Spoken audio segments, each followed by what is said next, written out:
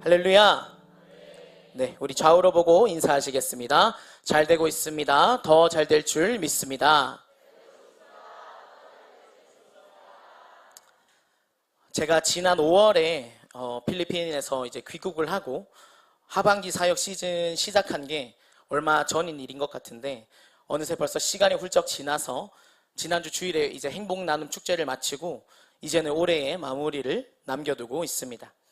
항상 12월에는 특별한 교회 행사들이 많았던 것 같습니다. 이번 12월 달에도 선교사 파송 예배도 있었고, 또 양육훈련 수료 졸업 예배도 있었고, 지난주엔 또 행복 나눔 축제도 있었죠. 특별히 오늘은 또 분가식과 또 일꾼 임명식이 있는 예배로 드려지고 있습니다. 참 많죠, 뭐가? 하지만 아직도 끝나지 않았습니다. 특별히 또 이번 주 중에는 우리 기독교에서 가장 큰 기념일 중 하나인 크리스마스가 있죠. 인류 역사 속에서 가장 큰 사건이 바로 예수님의 탄생 아니겠습니까? 그만큼 예수님의 탄생이 우리 인류에게 가져다 준 그 변화가 컸기 때문일 것입니다. 많은 사람들이 예수님의 탄생을 축하하고 기뻐하며 이 날을 기념합니다. 우리 교회에서도 아까 광고에 나왔던 것처럼 또 성탄 전야 행사도 있고, 또 성탄 축하 예배도 드리기로 예정되어 있었죠. 오늘날 많은 사람들이 예수님의 이 땅에 오심을 기뻐합니다. 그리고 그것은 예수님이 탄생하던 그 당시에도 마찬가지였습니다. 왜냐하면 예수님의 탄생은 그 당시 사람들에게 우리를 구원할 메시아가 이 땅에 도래하는 날이었기 때문이죠. 구약 성경을 보면, 특히 예언서를 살펴보면 이스라엘을 구원할 메시아가 이 땅에 올 것이라는 그런 예언이 기록되어 있는 구절이 꽤 있다는 것을 우리가 알 수 있습니다. 그러니까 그들은, 그 당시 이스라엘 백성들은 더욱 그 메시아가 이 땅에 오실 것에 대한 기대를 가지고 있었겠죠. 그들이 기대했던 예수님이 이 땅에 오신 이유가 무엇이었을까요? 바로 로마로부터 억압을 당하고 있던 자신들을 그 억압으로부터 해방시켜 주는 것이었습니다. 그러니까 이 예수님께서 이 땅에 오신다는 것, 예수님이 탄생하신다는 것이 얼마나 기쁜 일이었겠습니까? 그런데요, 예수님이 이 땅에 오신 이유는 사실 그들의 기대와는 전혀 달랐다는 사실을 알고 계십니까? 예수님이 이 땅에 오신 이유가 무엇이었을까요? 오늘 본문은 예수님께서 제자들을 향해 당신이 이 땅에 오신 이유를 스스로 밝히시는 장면을 기록하고 있습니다. 우리 그럼 다 함께 본문을 살펴보도록 하겠습니다. 본문의 시작인 35절에서 36절을 함께 읽도록 하겠습니다. 시작.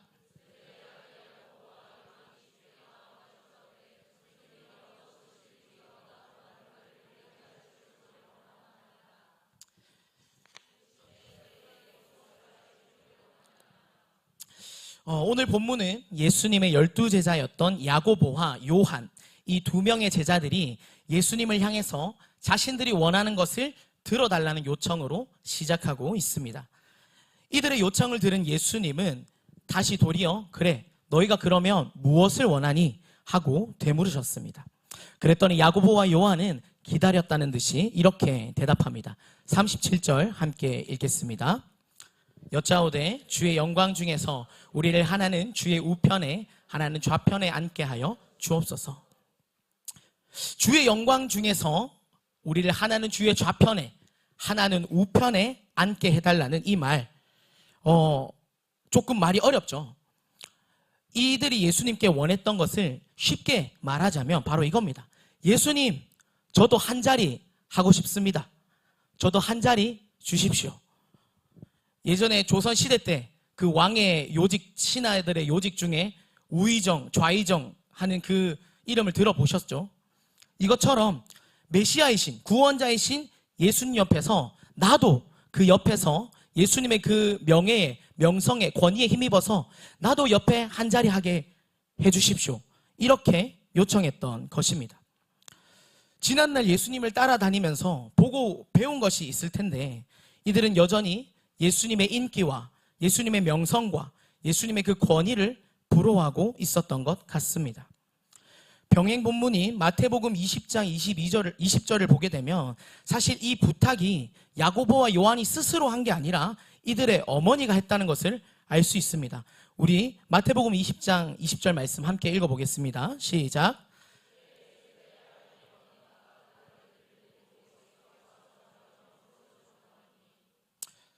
왜 우리 어린아이들이 자기가 뭔가 하고 싶을 때 또는 뭔가 갖고 싶을 때, 그런데 왠지 자기가 스스로 그걸 요구하기는 부끄러울 때 이렇게 엄마 뒤에 숨어서 엄마 나 저거 하고 싶어, 엄마 나 저것 좀 하게 해달라고 말해주면 안 돼? 이렇게 이야기하지 않습니까?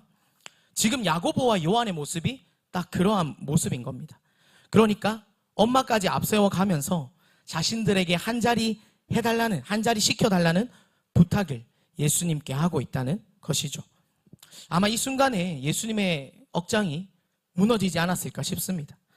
그들은 여러 기적을 일으키며 병든 자를 고치고 죽은 자를 살리는 그 예수님의 명성과 권위가 부러워서 자기들도 거기에 함께하고 싶었던 것이죠. 심지어 이들이 이런 얘기를 예수님 앞에서 하기 전에 예수님이 제자들을 향해 하셨던 이야기가 무엇인지를 알게 되면 이 두 제자가 예수님께 하는 이 부탁이 얼마나 기가 찬 이야기인지 알 수 있게 됩니다. 마태복음 20장 17절에서 19절까지 말씀을 함께 읽겠습니다. 예수께서 예루살렘으로 올라가려 하실 때에 12제자를 따로 데리시고 길에서 이르시되 보라 우리가 예루살렘으로 올라가노니 인자가 대제사장들과 서기관들에게 넘겨짐에 그들이 죽이기로 결의하고 이방인들에게 넘겨주어 그를 조롱하며 채찍질하며 십자가에 못 박게 할 것이나 제3일에 살아나리라. 오늘 본문 앞전에 예수님께서 하신 얘기가 무엇입니까? 바로 당신의 죽음과 부활에 대한 이야기였습니다. 근데 그것도 이번이 무려 3번째 하시는 이야기였습니다. 왜 3번이나 하셨을까요? 그 3번을 이야기하기까지도 제자들은 아직까지도 예수님이 왜 이 땅에 오셨는가에 대한 자각을 전혀 하지 못했기 때문이라는 거죠. 그런 예수님이 지금 좀 전에, 곧바로 바로 앞전에 내가 죽게 될 것이라는 이야기를 했음에도 불구하고 야고보와 요한은 그 얘기를 듣고 나서 어머니를 데리고 와 예수님을 향해서 예수님 저도 한 자리 하게 해주십시오 라고 부탁하고 있는 것입니다. 차라리 베드로가 나은 것 같습니다. 이전에 베드로도 예수님께서 자신의 죽음에 대해 말씀하셨을 때 예수님 그게 무슨 말씀이십니까? 예수님 죽으시면 안 됩니다 이렇게 이야기하고 비록 예수님 앞에 꾸중 들었지만 그래도 야고보와 요한보다는 베드로가 차라리 나아 보입니다. 무려 3번이나 자신의 죽음에 대해 말씀하셨음에도 엄마랑 같이 이렇게 볼롤로 찾아와서 예수님 앞에 한 자리 시켜주십시오 부탁하는 이들의 모습이 예수님 입장에서는 얼마나 기가 찼겠습니까? 이 상황을 조금 쉽게 우리가 이해되게 이야기하자면 이런 상황입니다. 여기 우리 요다엘 두 친구가 있습니다. 그래서 이 두 친구가 우리 담임 목사님을 너무 존경하는 거예요. 너무 멋있는 겁니다. 그래서 목사님을 보더니 와 이거 보니까 우리 목사님 보통 목사님이 아니구나. 더 크게 되실 분이다. 이렇게 생각하면서 목사님한테 이렇게 요청하는 겁니다. 목사님 보니까 목사님은 다른 목사님이랑 좀 다르신 것 같습니다. 앞으로 더 크게 되실 분 같아요. 지금 여기 이러고 계실 분이 아니신 것 같습니다. 그러니까 목사님 저를 기억하셨다가 나중에 목사님이 더 높은 그런 자리에 올라가게 되시면 저를 목사님 옆에 우편에 부목사, 전도사 이런 자리로 저를 불러주시면 안 되겠습니까? 이러고 있는 거죠. 이들은 지금 부목사, 전도사 자리가 어떤 자리인지 알고 이런 이야기를 하는 거겠습니까? 그렇지 않습니다. 이 자리는 그런 자리가 아닙니다. 사람들에게 칭송받고 인정받기 위해 있는 자리가 아니란 말이죠. 그러니까 지금 야고보와 요한은 자신이 예수님을 향해서 뭘 요청하고 있는 건지, 자신들이 원하는 것이 무엇을 의미하는 건지 전혀 모르고 있다는 것입니다. 이들의 요청을 통해서 우리가 알 수 있는 건 제자들이 품고 있는 이 예수님을 향한 기대가 어떤 기대인지를 알 수 있게 됩니다. 제자들은 예수님의 능력과 이 명성을 보면서 이분이 진짜 로마의 억압으로부터 우리를 해방시켜 주실 메시아가 맞구나 하면서 지금 예수님께서 걸어가시고 있는 이 행보가 성공적으로 이어지고 있다고 여겼습니다. 그런데 문제는 그 성공의 끝을 세상이 이야기하는 영광의 자리로 이해했다는 것입니다. 예수님을 자신들이 알고 있고 자신들에게 익숙한 세상의 성공 방식으로 해석하고 바라보았다는 것이죠. 그래서 예수님은 자신을 향해 잘못된 기대를 품고 있는 제자들을 향해 이렇게 대답하십니다. 38절 말씀 함께 읽겠습니다. 예수께서 이르시되 너희는 너희가 구하는 것을 알지 못하는도다. 내가 마시는 잔을 너희가 마실 수 있으며 내가 받는 세례를 너희가 받을 수 있느냐. 예수님의 대답은 아직까지도 예수님을 따른다는 것이 어떤 의미를 가지는지 알지 못하는 제자들을 향한 가르침을 담고 있습니다. 예수님은 이들의 요청을 거절하시지 않고 오히려 다시 되물으십니다. 뭐라고 되물으셨습니까? 내가 마시는 잔을 너희가 마실 수 있겠느냐? 내가 받는 세례를 너희가 받을 수 있겠느냐? 하는 이 두 가지 질문으로 되물으십니다. 사실 형식은 질문의 형식을 띠고 있지만 이것은 예수님께서 당신이 걸어가는 길이 어떤 길인지를 나타내는 설명에 가깝다고 볼 수 있습니다. 일반적으로 우리가 잔을 들고 마신다는 이 행위는 어려운 행위가 아닙니다. 누구나 할 수 있는 일이죠. 그리고 세례를 받는 것 또한 하나님을 향한 믿음만 있다면 누구나 받을 수 있습니다. 그런데 예수님은 누구나 할 수 있는 이 두 가지의 행위를 너희도 할 수 있겠느냐고 물으시는 겁니다. 누구나 다 할 수 있는 것들이라면 예수님께서 이렇게 물으셨겠습니까? 예수님이 되물으셨던 이유는 예수님이 말하셨던 그것이 일반적인 것들과 다른 의미를 가지고 있기 때문입니다. 예수님이 말씀하신 잔을 마시는 것과 세례를 받는 것에는 조건이 따라붙어 있죠. 그게 무엇입니까? 바로 내가 마시는 잔, 내가 받는 세례라는 것입니다. 이것이 뜻하는 바가 무엇이겠습니까? 내가 마시는 잔과 내가 받는 세례는 너희들이 알고 있는 일반적인 잔과 일반적인 세례와는 다르다라는 것을 뜻하는 것이겠죠. 여기서 예수님이 말씀하시는 잔은 당신께서 받으실 고난과 심판을 뜻하며 세례는 십자가 죽음으로 향하는 길을 뜻합니다. 예수님은 영광의 자리 곁에 머물길 원하는 야고보와 요한을 향해서 너희가 말하는 그 영광의 자리가 내가 말하고 있는 이 고난과 심판 그리고 십자가로 향하는 길을 전제하고 있다는 것을 너희는 알고 있니? 이렇게 알려주고 계신 겁니다. 그러니까 정리하자면 이 38절 말씀에서 예수님의 질문은 이 야고보와 요한으로 하여금 과연 우리가 생각한 그 영광의 자리와 예수님이 가시는 길은 같은 것인가 하는 것을 자각하고 돌아보게 만드는 질문인 것이죠. 그렇다면 예수님의 이 질문에 제자들은 어떻게 대답했을까요? 본문 39절에서 40절 말씀을 함께 읽겠습니다. 그들이 말하되 할 수 있나이다. 예수께서 이르시되 너희는 내가 마시는 잔을 마시며 내가 받는 세례를 받으려니와 내 좌우편에 앉는 것은 내가 줄 것이 아니라 누구를 위하여 준비되었든지 그들이 얻을 것이니라. 아멘. 제자들이 어떻게 대답했습니까? 네, 예수님, 제가 기꺼이 그 잔을 마시고 그 세례를 받겠습니다. 기꺼이 그렇게 할 수 있다고 대답합니다. 하지만 이들의 대답은 예수님께서 말씀하신 당신께서 마시는 잔과 당신께서 받으시는 세례에 대한 이 진짜 의미를 알지 못하고 하는 대답이었습니다. 그저 자신들의 열심에서 비롯된 대답에 불과했습니다. 하지만 예수님은 그들의 열심을 꺾는 대신 현실을 숨기지 않고 알려주셨습니다.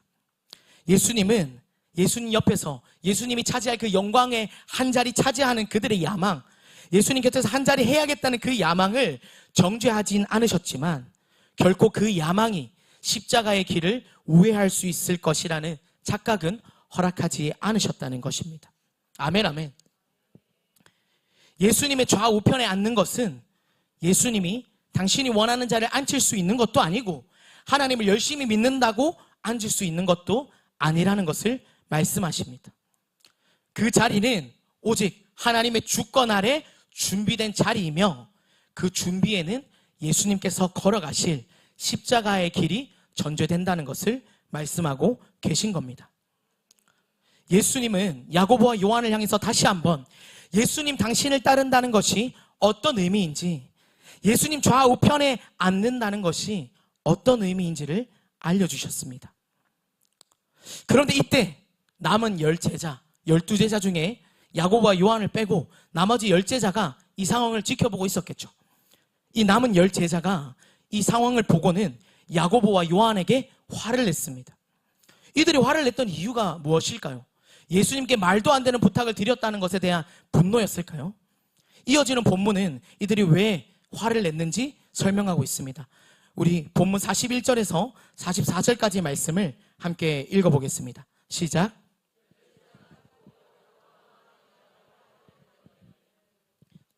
예수께서 불러다가 이르시되 이방인의 집권자들이 그들을 의미로 주관하고 그 고관들이 그들에게 권세를 부리는 줄을 너희가 알거니와 너희 중에는 그렇지 않을지니 너희 중에 누구든지 크고자 하는 자는 너희를 섬기는 자가 되고 너희 중에 누구든지 으뜸이 되고자 하는 자는 모든 사람의 종이 되어야 하리라. 아멘. 나머지 10제자들은 야고보와 요한에게 화를 냈습니다. 여기에 대해서 성경은 사실 그 이유에 대해서 직접적으로 기록하고 있지는 않습니다. 그러나 이어지는 예수님의 말씀을 통해서 우리는 이들이 왜 화를 내었는지에 대한 그 이유를 충분히 추측할 수 있습니다. 예수님이 12제자들에게 하신 말씀 속에 두 부류의 사람들이 등장합니다. 그 두 부류가 누구였습니까? 첫 번째는 바로 이방인의 집권자, 그리고 두 번째는 고관들이었습니다. 이 두 부류의 사람들 모두 사람들이 살아가는 사회 속에서 이 권위를 가진 높은 계층에 있는 사람들이었죠. 그런데 예수님은 이들이 어떤 식으로 자신들의 권위를 나타내고 세우고 사용하는지를 말씀하고 계십니다. 어떻게 말씀하셨습니까? 이방인의 집권자들은 임의대로 사람들을 주관하고 또 고관들은 자기들의 권세를 부린다라고 말씀하셨죠. 쉽게 이야기하자면 세상에서 그 명성과 권위를 가지고 있는 자들은 자신들의 권위를 낮은 사람들을 누르고 자신들의 입맛대로 다스린다는, 그것에 사용한다는 것을 뜻하는 것입니다. 그리고 이어지는 43절에서 제자들을 향해 너희들은 그렇지 않을지니 하시며, 너희들은 그렇게 하지 마. 비록 세상의 높은 자들은 자신들의 권위를 그렇게 사용하지만 너희들은, 나를 따르는 너희들은, 내 제자라고 이야기하는 너희들은 그렇게 하지 않았으면 좋겠어 라고 말씀하십니다. 예수님께서 왜 제자들을 향해서 세상의 집권자들과 또 고관들처럼 살지 말라고 명령하셨던 것일까요? 그 이유는 바로 나머지 10제자들도 아까 전에 야고보와 요한처럼 그 같은 야망을 마음속에 품고 있었음을 아셨기 때문입니다. 그렇습니다. 10제자들이 야고보와 요한을 향해서 화를 내고 그 따졌던 이유는 그들 마음속에도 야고보와 요한처럼 예수님 곁에서 한 자리 차지하고 싶다 하는 그 야망이 있었기 때문이었습니다. 그런데 이 두 명이 자신들보다 먼저 선수를 치니까, 그것도 엄마까지 앞세워서 이 선수를 치니까 화가 났던 것이죠. 이 장면은 예수님을 향한 잘못된 기대를 야고보, 요한만 가지고 있었던 것이 아니라 제자 공동체 전체가 가지고 있었다는 것을 명백히 드러내고 있습니다. 그래서 예수님은 이들 제자들의 무지함을 꾸짖기보다는 예수님께서 바라시는 공동체의 그 기준을 제시하시며 잘못되어 있었던 제자들의 가치관을 바로잡으십니다. 이어지는 43절과 44절에서 예수님께서는 당신이 바라시는 공동체의 모습을 이야기하십니다. 예수님은 누구든지 크고자 하면 섬기는 자가 되고 누구든지 으뜸이 되고자 하는 자는 모든 사람의 종이 되어야 한다고 말씀하셨습니다. 아멘, 아멘. 예수님의 이 말씀은 제자들이 어떻게 살아가길 원하고 계시는가 하는 예수님의 바람이자 하나님의 나라의 그 질서를 드러내는 말씀이었습니다. 하나님 나라에서 높아진다는 것이 무엇을 의미하는지, 제자들이 그렇게 원했던 예수님의 영광에 함께 한다는 것이 어떤 의미를 가지는가를 분명히 나타내고 계신 겁니다. 아멘, 아멘. 예수님이 이 말씀을 하신 뒤 이 기준을 말로만 설명하지 않으시고 당신 자신을 통해서 설명하십니다. 우리 오늘 본문 마지막 절인 45절 말씀을 함께 읽도록 하겠습니다. 시작. 인자가 온 것은 섬김을 받으려 함이 아니라 도리어 섬기려 하고 자기 목숨을 많은 사람의 대속물로 주려 함이니라. 아멘. 예수님께서는 이 말씀을 통해서 당신이 이 땅에 오신 이유, 즉 메시아로서의 자신의 사명과 정체성이 무엇인지를 제자들에게 분명히 밝히고 계십니다. 아멘, 아멘. 그리고 앞서 제자들에게 말씀하신 그 섬김의 공동체, 내가 원하는 공동체의 모습이 무엇인지, 하나님 나라에서 원하시는, 하나님께서 기뻐하시는 그 공동체의 모습이 어떤 근거 위에 서 있는지를 바로 당신 자신을 통해 설명하고 계십니다. 이 말씀이 오늘 설교 속에서 가장 중요한 핵심입니다. 조금 더 깊이 있게 말씀을 살펴보도록 하겠습니다. 45절에서 가장 먼저 눈에 띈 표현은 바로 예수님께서 당신 스스로를 지칭하는 호칭입니다. 예수님을 당신을 뭐라고 표현하십니까? 인자라고 표현하십니다. 이 인자라는 호칭은 예수님께서 자기 자신을 부르실 때 가장 즐겨서 사용했던 표현이었습니다. 이 인자라는 호칭은 다니엘서 7장에 영광과 권세를 받은 인자라는 내용을 기록하고 있는데 그것을 배경으로 하고 있습니다. 즉 예수님께서 스스로를 인자라고 표현하시는 것은 예수님 당신이 가장 높은 권위를 가진 분이라는 의미를 내포하고 있는 것입니다. 그러니까 가장 높은 권위를 가진 분께서 섬김을 받으려 온 것이 아니라 오히려 섬기기 위해서 내가 섬기려고 이 땅에 왔다는 것을 말씀하고 계신 거죠. 아멘, 아멘. 섬김을 받으려 함이 아니라는 이 말 속에는 이미 예수님은 섬김을 받아 마땅한 존재라는 것을 전제로 하고 있습니다. 그러나 섬김을 받아 마땅한 가장 높은 권위를 가지신 그 존재께서 스스로 낮아져서 섬기는 것을 선택했다는 것을 말씀하고 계신 겁니다. 사랑하는 여러분, 우리가 섬김이라는 단어에 대해서 생각해 볼 때 보통 섬김이라는 것은 낮은 사람이 높은 사람을 돕는 것으로 생각하곤 합니다. 그러나 그리고 실제로 성경에서 이 섬기다라는 말은요, 그 원어의 의미를 살펴보면 종이나 하인이 식탁에서 음식을 제공하고 손님을 돌보는 행위, 이런 그 상황에서 이 섬기다라는 단어를 사용하고 있다는 것을 우리가 알 수 있다는 겁니다. 그리고 예수님께서 내가 섬기기 위해 이 땅에 왔다라고 말씀하실 때 사용하셨던 단어 역시도 그 단어와 같은 단어를 사용하셨습니다. 그런데 예수님은 가장 높은 권위를 가지신 분이셨죠. 그런데 스스로 그 자리에서 내려와 섬기기로 선택하셨습니다. 이것이 의미하는 바는 분명합니다. 섬김은 약자의 의무가 아니라 오히려 권세자의 선택이라는 것입니다. 다시요, 섬김은 약자의 의무가 아니라 권세자의 선택인 것입니다. 아멘, 아멘. 그리고 곧이어 예수님은 자기 목숨을 많은 사람들의 대속물로 주기 위해 이 땅에 오셨다고 말씀하십니다. 여기서 대속물은 노예를 자유케 하기 위해 지불하는 몸값을 의미합니다. 그런데 그 몸값으로 오늘 예수님은 무엇을 지불하시겠다고 이야기하십니까? 바로 당신의 생명입니다. 이것은 예수님의 섬김이 단순히 식탁에서 음식을 차리고 손님을 접대하는 수준의 그런 돕는 행위로 그치는 것이 아니라 생명을 내어주는 헌신임을 보여주고 있는 것입니다. 아멘, 아멘. 예수님의 섬김은 그저 먹을 음식을 제공하는 그런 수준이 아니라 자신의 생명을 내어주는 헌신이었습니다.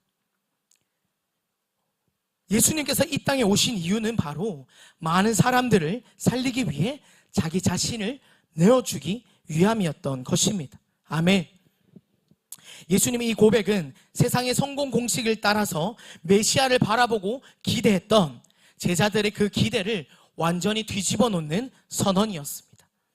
세상은 메시아가 명성과 권위를 가지고 세상을 휘두르며 이 로마의 압제로부터 우리를 구원해 만국 앞에 우리 이스라엘 하나님의 백성을 우뚝 세울 것이라 기대했지만, 실제로 메시아가 이 땅에 왔던 이유는 한없이 낮아져서 자신의 생명을 많은 사람들을 살리기 위해 대속물로 내어주기 위함이었다는 겁니다. 아멘, 아멘. 말씀을 맺겠습니다. 오늘 본문에서 예수님은 메시아에 대한 잘못된 기대를 품고 있던 제자들을 책망하지 않으셨습니다. 책망하기는커녕 오히려 당신이 이 땅에 오신 이유를 밝히셨습니다. 왜 그러셨을까요? 얼마든지 철없이 구는 예수님, 저도 예수님 옆에서 예수님이 그 받는 그 인기, 예수님이 누리고 있는 그 명성, 저도 누리고 싶습니다. 이렇게 철없이 구는 제자들을 향해서 꾸짖으실 수도 있고 일침을 날리실 수도 있었을 텐데, 왜 꾸짖지 않고 예수님은 오히려 자신이 오신 이유를 설명하셨던 것일까요? 성경은 그 이유를 직접적으로 이야기하고 있지는 않습니다. 그러나 한 가지는 분명합니다. 바로 예수님께서 당신을 따르던 제자들의 그 중심을 아셨다는 것입니다. 예수님은 제자들이 당신을 신뢰하고 당신을 존경하고 당신을 사랑하는 마음으로 자신을 따른다는 것을 알고 계셨습니다. 그리고 언젠가 제자들이, 그렇게 당신을 따르는 제자들이 당신이 누구인지를 제대로 깨닫게 되었을 때 그분의 길을, 그분께서 가셨던 그 길을 나도 예수님을 닮아 보겠노라, 나도 예수님께서 걸으셨던 그 길을 걸어가 보겠노라 결단할 것을 아시고 계셨다는 겁니다. 사랑하는 여러분, 오늘 우리도 마찬가지로 예수님을 신뢰하고 예수님을 존경하고 예수님을 사랑하고 그리고 예수님의 그 은혜에 감사하며 이 자리에 나와 예배하고 있는 줄 믿습니다. 그런 우리를 향해 예수님은 오늘 제자들에게 말씀하셨던 것 같이 똑같이 이렇게 질문하고 계십니다. 너희는 내가 누구인지 아느냐? 그리고 내가 간 그 길을 너희도 함께 할 수 있겠느냐? 예수님의 이 질문은 우리에게 짐을 지우기 위한 부담이 아니라 예수님께서 걸어가신 그 길을 함께 걸어가자는 초대인 것입니다.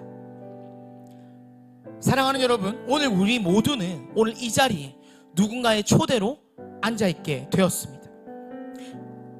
누구야 행복 모임 한번 해보지 않을래? 누구야 교회 구경하러 한번 가보지 않을래? 누구야 우리 목사님 한번 만나보지 않을래? 예배 한번 드려보지 않을래? 시작은 어쩌면 가벼운 발걸음이었을지도 모릅니다. 하지만 예수님께서는 지금 오늘 우리와 더 가까이서 더 깊이 함께하기를 원하고 계십니다. 사랑하는 여러분, 예수님과 함께 살아가는 삶, 예수님과 더 깊이 걸어가는 삶 기대되지 않으십니까? 지금 우리는 오늘 말씀을 들으면서 우리와 더 깊이 함께하기를 원하시는 예수님의 마음이 담긴 이 초대장을 손에 쥐게 되었습니다. 그리고 우리는 그 초대 앞에 서 있습니다. 그 초대를 거절한다면 아무 일도 일어나지 않을 것입니다. 하지만 그 초대에 응한다면 우리는 더 가까이에서 더 깊은 곳에서 우리와 함께 하시는 예수님을 경험하게 될 줄 믿습니다. 저는 오늘 우리 교회가 예수님과 더 가까이서 더 깊이 함께 걸어가는 그런 교회가 되기를 소망합니다. 새가족이든 셀가족이든 셀인턴이든 국장이든 셀리더든 우리 모두가 너나 할 것 없이 예수님께서 걸어가신 그 길을 따라가는 공동체가 되길 소망합니다. 그리고 그것이 우리를 위해 생명을 내어주신 예수님의 소원인 것을 기억하는 저와 여러분들 되길 소망합니다. 사랑하는 여러분, 먼저는 자신의 생명을 내어주기까지 우리를 사랑하신 그 예수님의 사랑을 깊이 누리는 우리가 되길 소망합니다. 그리고 누리는 것에서 그치는 것이 아니라 누린 사랑을 우리의 삶 속에서 살아내며 그 사랑을 실천하는 우리 모두가 되기를, 그러한 우리 교회가 되기를 저와 여러분들 되기를 간절히 소망하며 기도합니다. 아멘. 모든 영광 하나님께 올려드립니다.